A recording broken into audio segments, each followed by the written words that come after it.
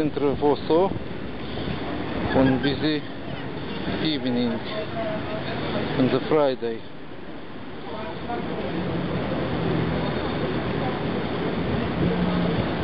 The Marriott Hotel. Taxis queuing up outside. Well, the only thing what is queuing up, waiting.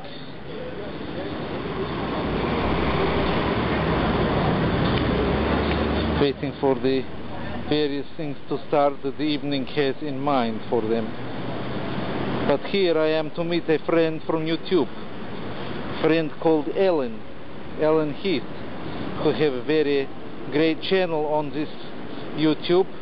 Even more videos than on this channel, although they are of course shorter, but they are of great quality. So we will go to see whether Alan is yet here in the hotel. I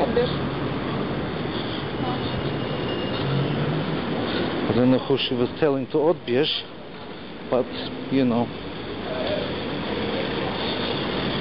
You have to try to get him to shut up. What was he threatening you with? Oh no, he threatened me physically. I'll be to sort out the problem. If I write anything bad, then I'm likely to get beaten up or something. Yeah? Yeah. So anyway, I wrote this in an article. I never realised that the packaging industry was quite so. See, what am I doing this in English? But I could do this in Russian. I didn't know that packaging industry was so organised criminals. I didn't know either. That's why I'm here to talk to you right now to see how Anyway, I published it, and I got people writing to me with words of support. Did you publish the fact that he threatened you? Sorry? Did you publish the fact that he had threatened you? Oh yes. Okay. Yes, I got the lawyers on me as well. Okay, fantastic. Dzień dobry. Co picie? Tak. Tak. Bardzo proszę. Poproszę wody z gazem. Wodę z gazem. A ja nie wiem, ja nic nie oglądałem, co może być. Tak? Super. We started in the beginning because. Well, starting again about the threats. Well, this is a good thing that we talk about, isn't it? Threats to impact. Yeah. Well, you go ahead and talk about it. I mean, if he has to sue me as well, then. That lawyer. So of course, I'm actually ignoring the lawyers. Well, the thing is, if he threatens to sue me as well because of this, then other people are going to take the film and put it on their channels, and it's going to go viral. So if he wants to go ahead and take on, you know, with his stupid ass activity, then legal activity. I mean, it's what these lawyers don't understand now. These ruddy Freemasons is that they're up against the net. They're up against the world now. Yeah. I mean, the internet gives us the chance to say what we don't like. What I wanted to do was actually ring him up and really run rings around it. Yeah, and record it. Record it, and stick it on the internet, then ring up his client. Yeah, and play it all or send them all the link. Should do it, why not? Why not? What's he going to do? Yeah, what is he? But what for? Sorry, Alan, but what for? I do beg your pardon. Yeah, this is the point I actually made to him. So, who are you going to sue? A company is absolutely empty. That is the relief. Yeah, that's why, I mean, effectively people that are, you know, at the sort of more cottage end of the economy, if I can put it there without sounding negative about it. Yeah. A lot of people think CE packaging is a really big concern. Okay then, righto. I won't disabuse them.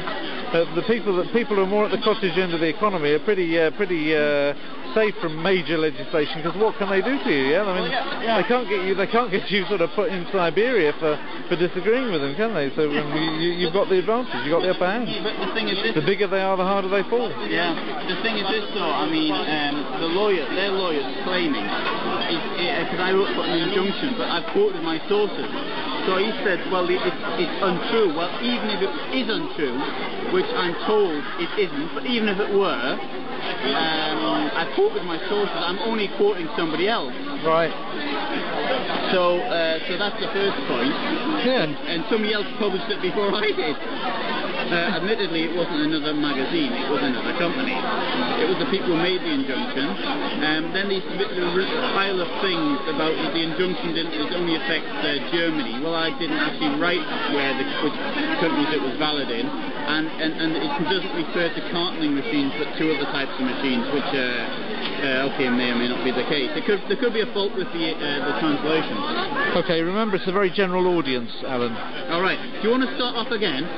Well, all right then. Let's take it from the top. Right, I'm doing a little bit of an intro. The battery isn't very strong, but we're here in. What the hell is this place called? This is somewhere in Foxhole. Is it Foxhole or is it? Chmielna. Chmielna, yeah. Down there. Foxhole's down there. Okay, we're in Muza's outside thing. It's a Friday evening. Went for a little walk, and now we've stopped and had well, it wasn't a very long walk, no, apart from the fact that I got to the Marriott first, but...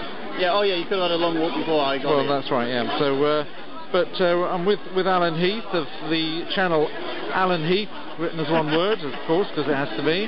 But we've seen him on my channel before, talking about his area of expertise in history.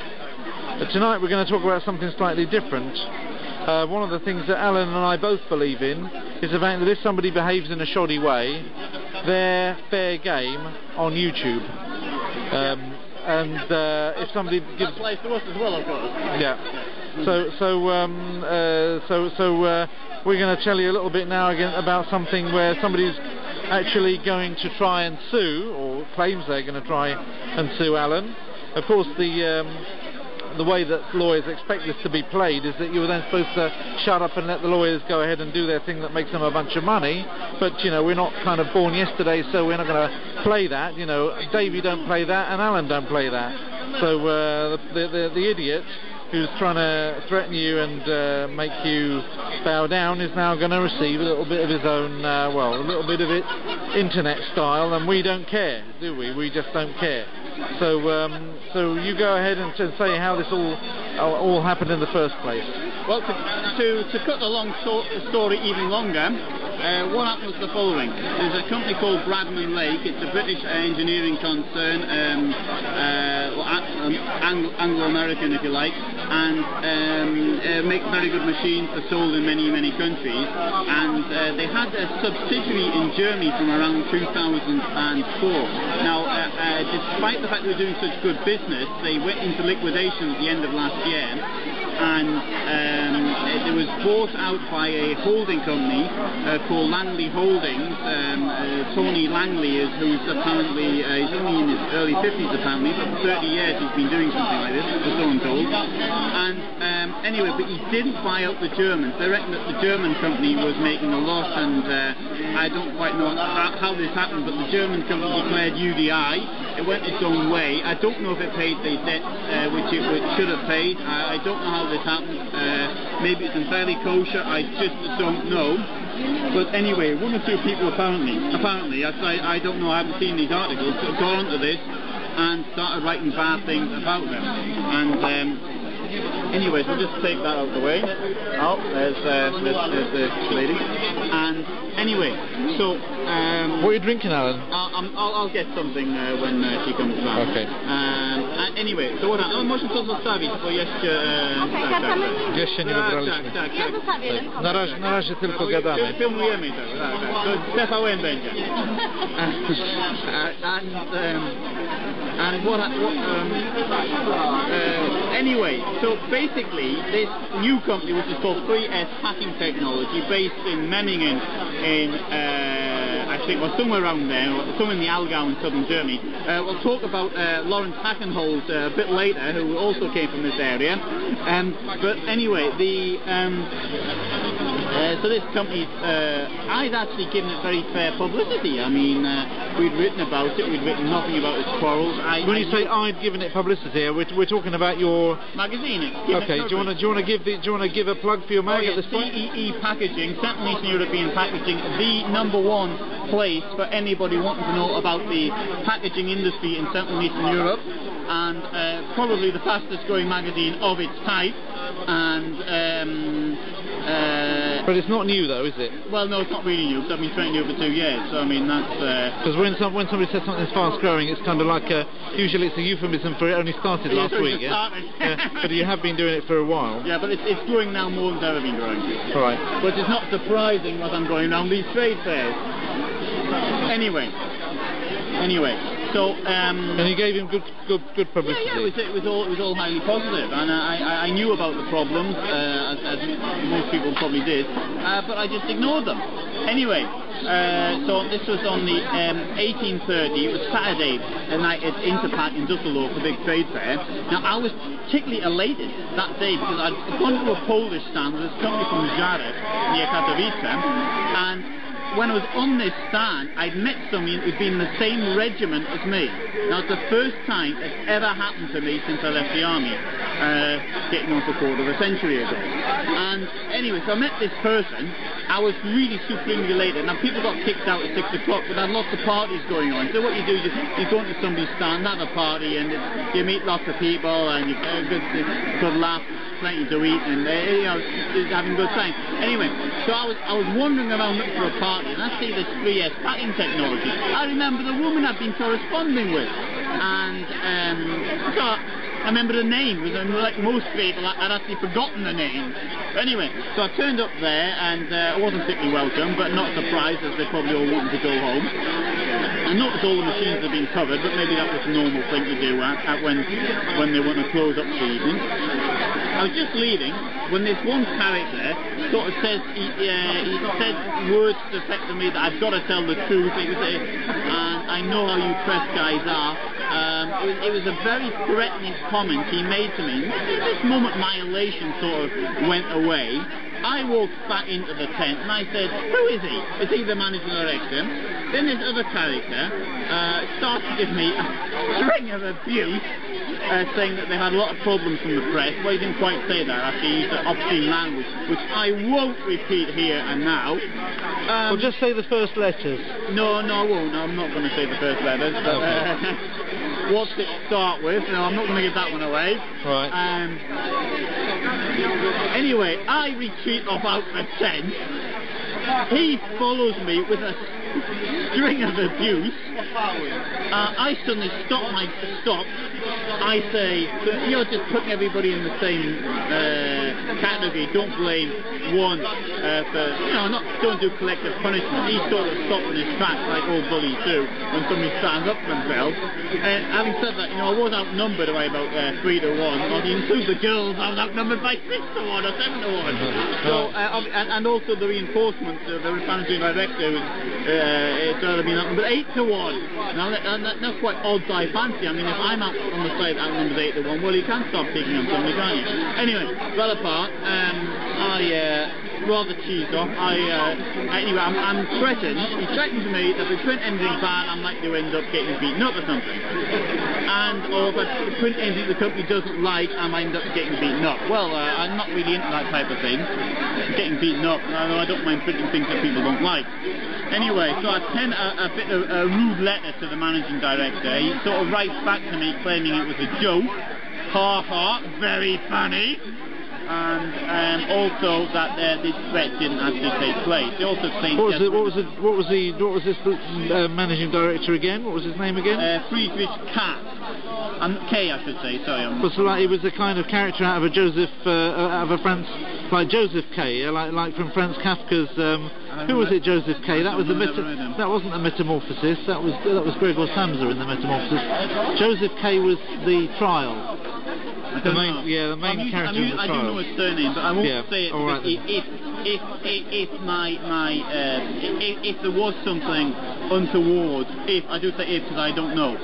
You're giving him the benefit of the doubt. Yeah. That's true. I'm sure he's completely innocent of any these allegations of being made of fraud and what have you. Anyway. Well, I mean, the chances are actually. The chances are that he's not. But because most people do it a little bit, from what I can tell as an auditor. There's this big a lovely idea of innocent until proven guilty, and no, he's innocent. He's innocent. We're all supposed to bow down to that kind of maxim. So it's not exactly Calvinistic, but there we go. We're all supposed to bow down to it anyway. And I'm sure the photographs that were on his website of somebody else's machinery, which allegedly had the other company's name photoshopped out. I'm sure they're just allegations. Amazing. Yeah, these things happen. I'm sure if I were in the same business, these things would happen to me. Apparently, so I'm told, they were removed. I haven't been following the goings on this other website, yes. Anyway, very distracting. Very distracting that was. But carry on. Get with the theme again. Getting back to the theme. What was that? Packaging. Yes. Anyway. That's what I call packaging, by the way. Anyway. To the left. I'm almost sort of tempted to. Packaging is about selling. I won't make your product attractive to make it sell. Okay, right. I won't make the camera straight to the left there. Come on, get with it. Anyway, so he didn't bother ringing me up. I did sort of hint in my letter that he could ring me up to apologise. He doesn't bother doing this. Anyway, last day I write him a letter and I was saying, well, I noticed you didn't bother to write me, but I didn't think you would. Please give me the names of your alleged witnesses plus the witness statements, and I'd like to see what they have to say for themselves. Because obviously I want to publish that, so I don't want to say, if I do an article and I say he threatened me, I do want to put in, I want to be fair, and say, well, according to so-and-so who's also there, this didn't happen. And I think that's only fair. But anyway, he did. It's called right. Well, it's called right of reply, isn't it? Yeah, it's been and if you offer somebody a right of reply, that is a prime defence against defamation. Absolutely. And I'd like to say that anybody who thinks that anybody's been defamed in this video has a 100% right of reply to send a video response at the bottom. I'm not going to block the video responses. I'm going to allow them to stand. I'm going to allow every comment on this to stand. Of course, we might comment back to the comments that appear, but everybody has a right of reply. So, and therefore, it's not libelous, and it's not. What's the other synonym of libelous? Slander, you mean? Slanderous. Yeah, there's a legal difference. What's written and what's said. I don't actually know how this actually comes, because this could be either libel or slander. If that were the case. Well, it's because they're very old-fashioned, and they don't understand that writing and speaking are pretty much of a muchness these days in the era of video. They need a new word, but they can't keep up with technology. They're kind of like daft like that. Anyway, I put on my newsletter that there was this company's 3S packing technology of Bavaria somewhere, Allgäu somewhere, got a injunction during the trade fair from the court in Dusseldorf that it couldn't put up its machinery, 2 bits of machinery apparently. Now the English language version referred to a certain type of machinery. I've got a feeling, from what I'm told, that there may have been a misunderstanding with the word in German. Right. But anyway, I can't really say this. Anyway, I've got this letter from this really stupid lawyer. Is there any other kind? Yeah, well, I'd love to mention the name of the company, but I can't remember it. No, but we could maybe put it up below the name of this company this lawyer works for. And he wanted me to put an article in Judge Cospolina in the green pages,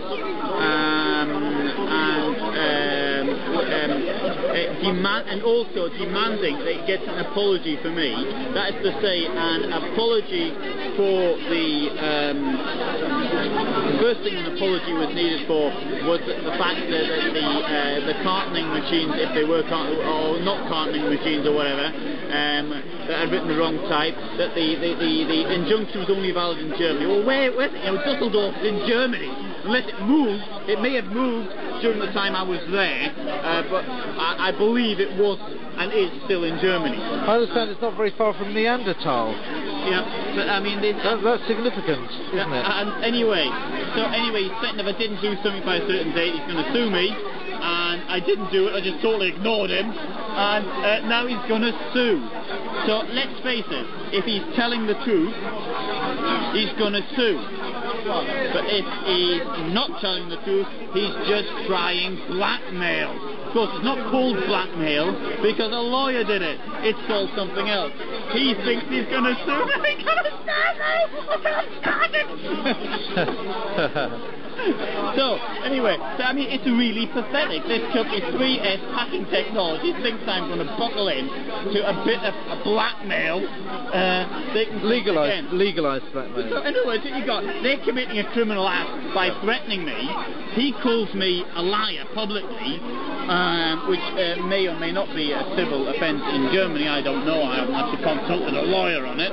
And now they want me to pay for their advertising campaign in the green pages of I think that they can actually put in the equivalent of the green pages of Frankfurter Allgemeine, or some other equally, or maybe the Financial Times Deutschland. They could do the same for me, couldn't they, really? They could apologise for calling me a liar. Yeah. Anyway... Well, they could put a video response into this film, couldn't they? They could do. I doubt they'll watch it. There's also... Well, I don't know. I mean, it's going to get a few hundred views in the end.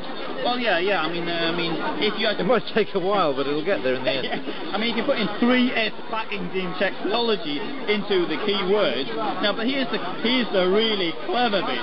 This is my thing, which is used for making films with, highly technical. And now, I've been made a number of films at Interpack. You can see them on www.ceepackaging.com. And this is primed and ready to film. You just press this button here, and well, you've got to press this one and this one. And well, what the hell is that then? Now that's my you just start filming. Bloody hell! Wait, it takes films. Yeah, you're kidding me.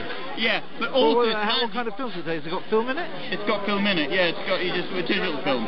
Or digital film, or like a memory card or something. Yeah, it's on a memory card. Well, how does it actually work then? Is it like just press that. Yeah, press that. Well, and then it's sort of like a computer file comes out. Yeah, so then you press that down. And then what do you do with it afterwards? Then you see it's filming. It's filming. You see that? Blimey. Pretty clever, eh? Well, it is. I never saw anything like that before. Yeah. What's really clever about it? See, it's filming now. But what's really clever is this: is when somebody comes. So take it to the left a little bit. Yeah, there we are. Let's see this yes, here. Okay. There we are. Okay. There we are. Very nice. Very nice. Very nice. Okay. It just looks a bit like my next button, though. Yes, that's right. I know what you mean. You'd rather not think I was too much. Right. Anyway, but the good thing about having a very simple operate camera like this is that when somebody chases you out the tent, throwing abuse at you, you can actually record what they're saying. I have been known to do something like that myself. And now this idiot lawyer, whose first name I think is Robert, I can't remember his surname, but we'll find it out. Don't worry, Bob. We know your surname, and whose telephone number I believe is 827, but I can't remember the rest, unless that's my telephone number. It might be my telephone number. Well, maybe the telephone number of somebody that you've written on the back of your hand, and it may be a very regrettable evening's fling that you had that you sort of can't remember at the moment. Might be this lady here, but she does look like my type. Anyway. Okay. Anyway. Well, let's get to the end of the film and then you can chat her up. Anyway, the point being this: if this idiot doesn't sue me, then clearly I was telling the truth. But if he does sue me, he's gonna lose. But whatever happens...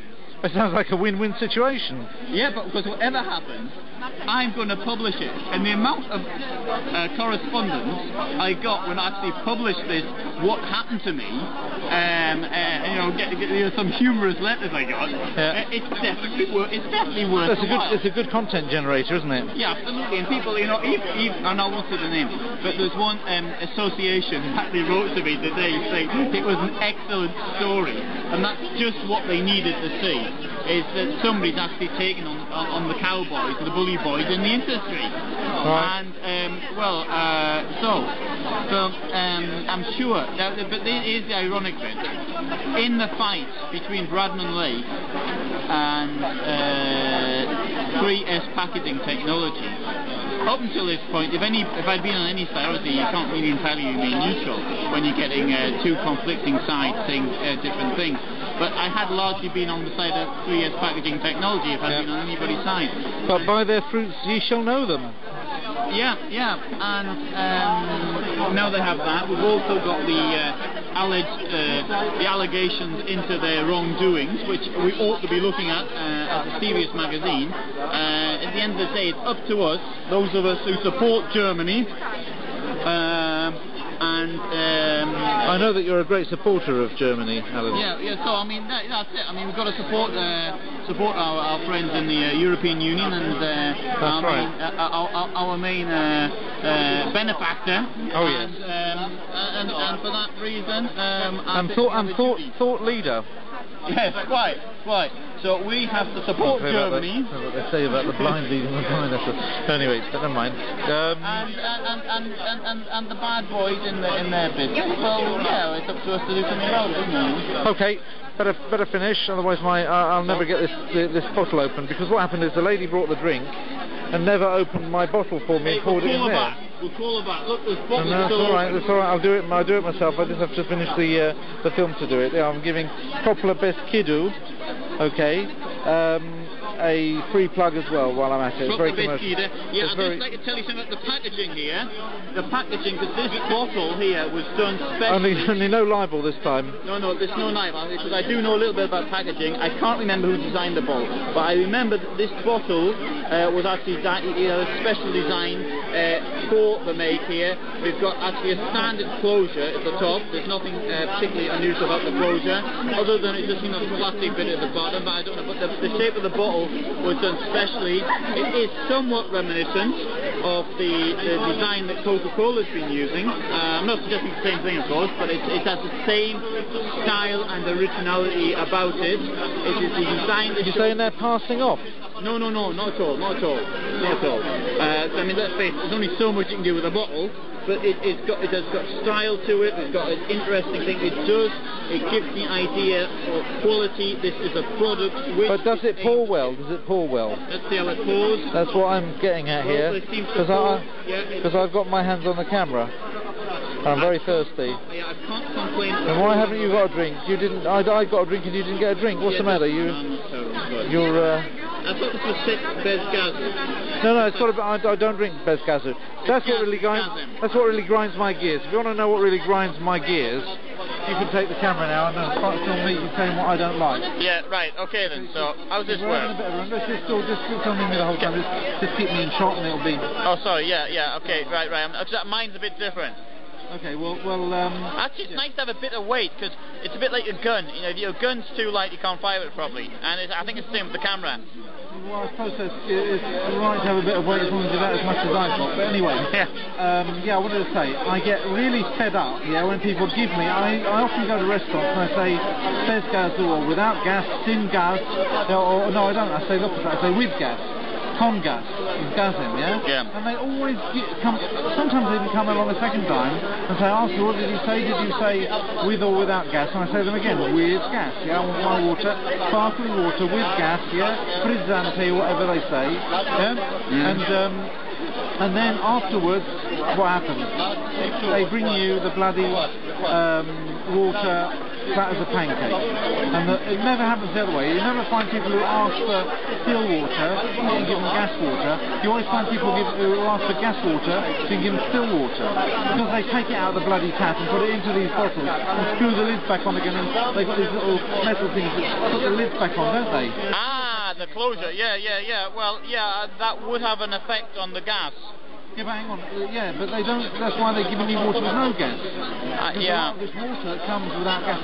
It's not mineral water. It's just what they got out of the tap and filtered it. And I'm not drinking that shit. I can get it for free. I drink my water with gas, and it's amazing how difficult it is to get it. My water comes with gas.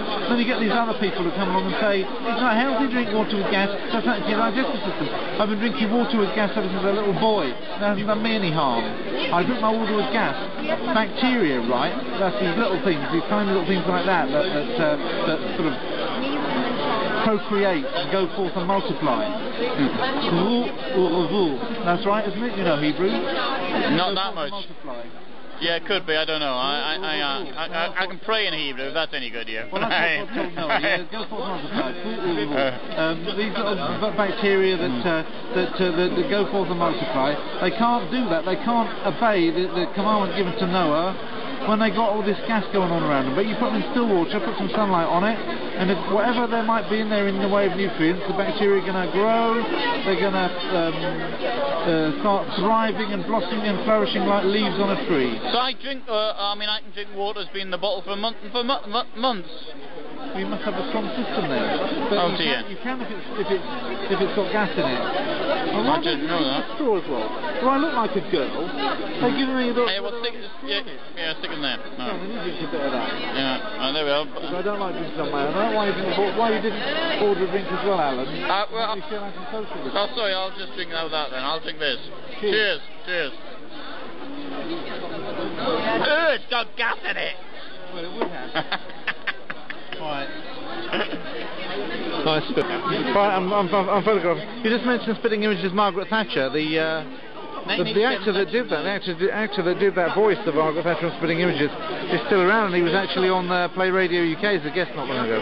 Anyway, I can't remember the name of the guy. I should remember it since I've taken him up, but I didn't actually. He was on it. Ian Heath wrote, and this is like 25 years ago. Anyway, Alan, you started singing a very interesting song, and I just thought, for the irony of one of the world's leading Holocaust denier putters in place amongst the historians, yeah? Yeah, but I can also sing the Panzerlied as well, you know.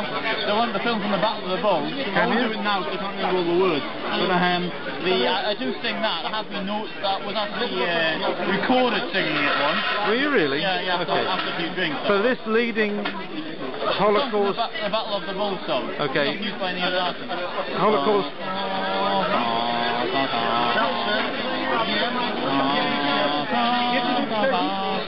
Yeah, so I was singing the Fatherland song.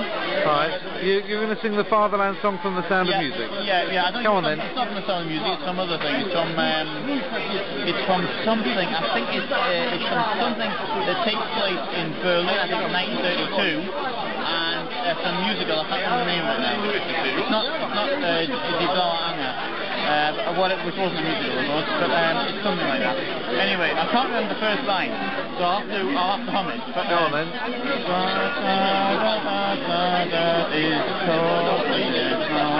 Whose child in the forest runs free, and so says a whisper, arise, tomorrow belongs to me.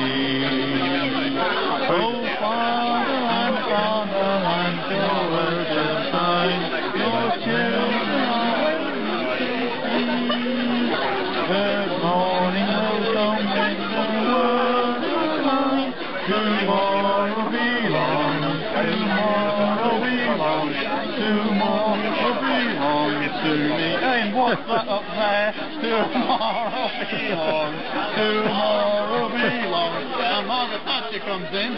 Tomorrow belongs to me.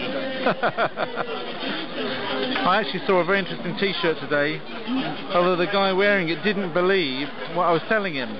It had Margaret Thatcher's face with Che Guevara's hat on the T-shirt, and I said, that is Margaret Thatcher with the Che Guevara hat on. He said, it can't be, it's Che Guevara. I said, no, it's a takeoff.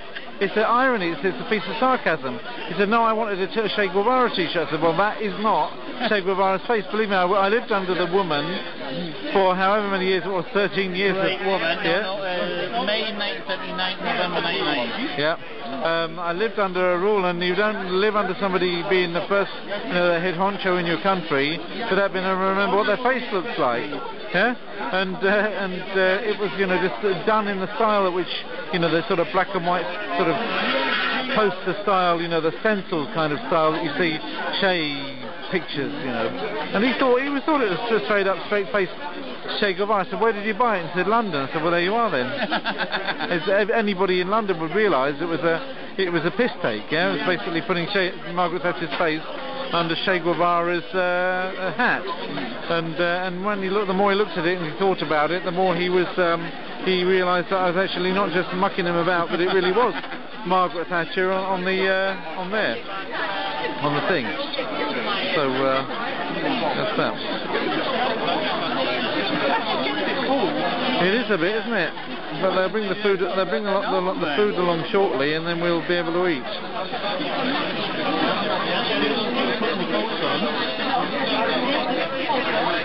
I'm thinking about asking this lady here right now to borrow a jumper.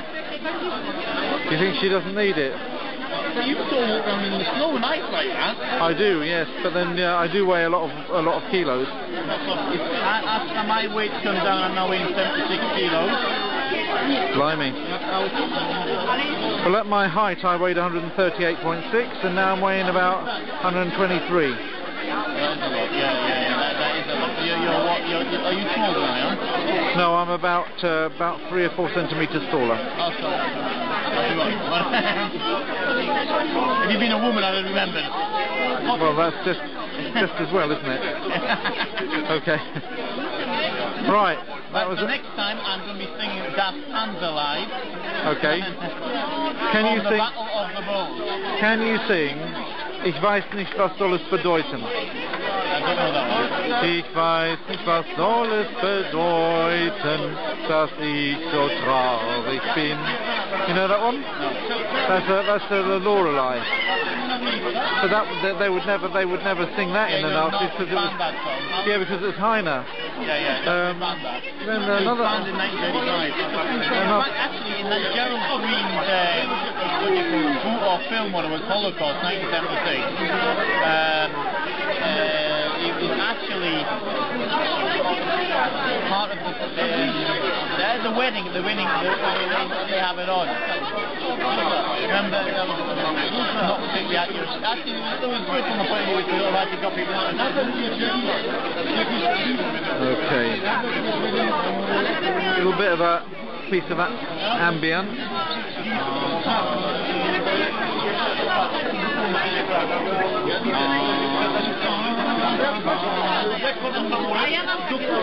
I knew another one. I actually listened to one. Cassette in the car. Of like the Third Reich's greatest hits. It was my friend's cassette. This, ladies and gentlemen, is one of the main people that sort of put the people in their place who deny the Holocaust. One of the main people sort of debunking the ideas of David Irving and what's his name? Irving, not Irving. He's not a Holocaust denier. He's not a Holocaust denier. No, he was, but he's not anymore. You sorted him out. Yeah. No, I get these idiots that are writing that. That idiot from Australia wrote he wrote to me. It was a really stupid thing. He said something about Van Pelt's book, Deborah Dvorak, sorry. Jan Van Pelt is a friend of mine. Okay. Debbie Dvorak. And he wanted me to justify something. It was written in it. First of all, I couldn't remember seeing it. And the second part, where can we ask the authors? I mean, I don't ask him to justify something Margaret Thatcher said, do I? I mean, it's a bit silly, really, or maybe something Captain Cook said. Well, you get these. Asking me to do it. Well, you get these clowns, don't you, basically? Yeah. But, anyway. Yeah. So it's all good. I hope they'll bring us. I'm going to eat some of this bread now because I'm starving. Yeah, look at that bread there, the white bread, which we shouldn't be eating because it's in the evening. Yeah, well, there we are. Did they give us any? They didn't give us any plates to put it on, did they? Never mind. We'll chuck in. I could sing the German national anthem as well, but the new version. I don't sing the old one. I don't sing the old one. Do you sing Einigkeit und Recht und Freiheit? Yes, that's the one. Okay, right. But I'll do that later. I won't do that now because I would like to revise the words before I start singing it. All right then. Okay. Right. Forget. Okay, I'm turning it off.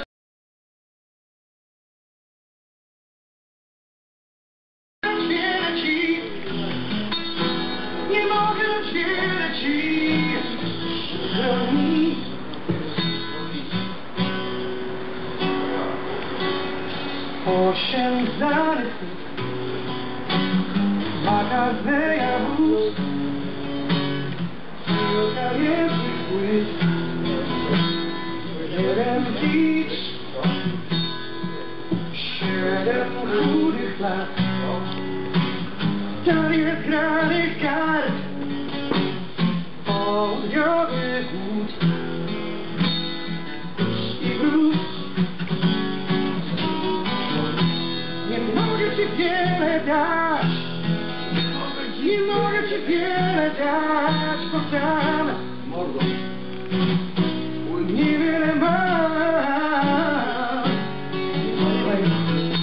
Nie mogę rozwiesić, nie mogę rozwiesić, przykro mi.